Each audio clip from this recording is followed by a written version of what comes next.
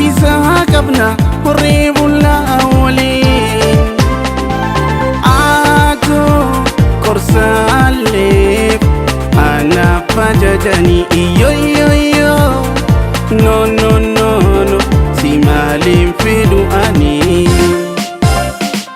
waan badhaasuun naa tole afuur kiyyaa atiin gargaarsiisaa qabna horree bullaa waliin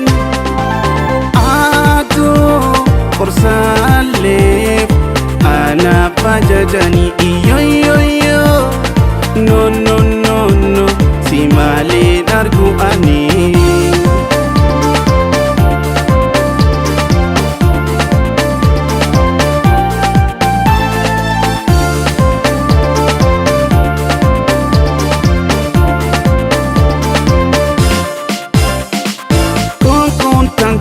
kalloon isaan caalaa lafti qalbii muuseessiti fedhii teenaa gaafti yoos lafna fuursiti onnee dinqaa baafti bahaarii jaalala yaadanaan daakti yuurii fadhee daammaku yaantoon harkanaa daanti objuutatu beeke ammunni noo dhahaatti konkotanti yaadan irdeeffadda hamanadhe of jaalikaa'e dhageeffadda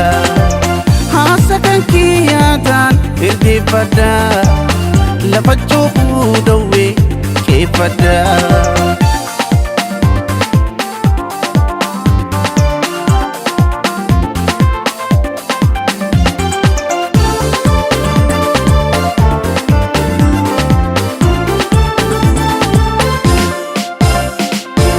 badhaasuun naa tole afuur kiyyaa atiin gargaarsiisaa qabna horree bullaa waliin aatoo korsaalleef anaaf ajajanii iyyoyyoyyoo no no no no si maaliin fedhu ani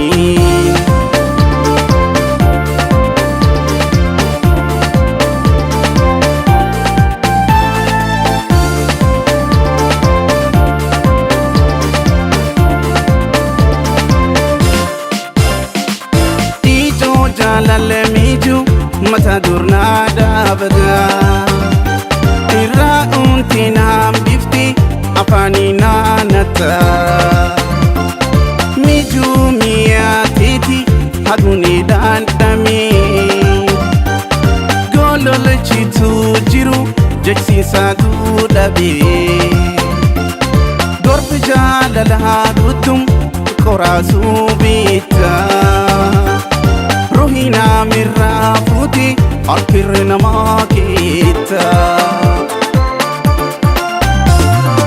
isiintiyaa intinaa mormaa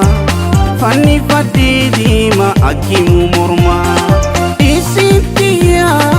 intinaa mormaa fanni faddii diima akka calle mormaa konkotantii yaadan irrideeffaddaa hamanadhe of jaalikaa'e dhageeffadda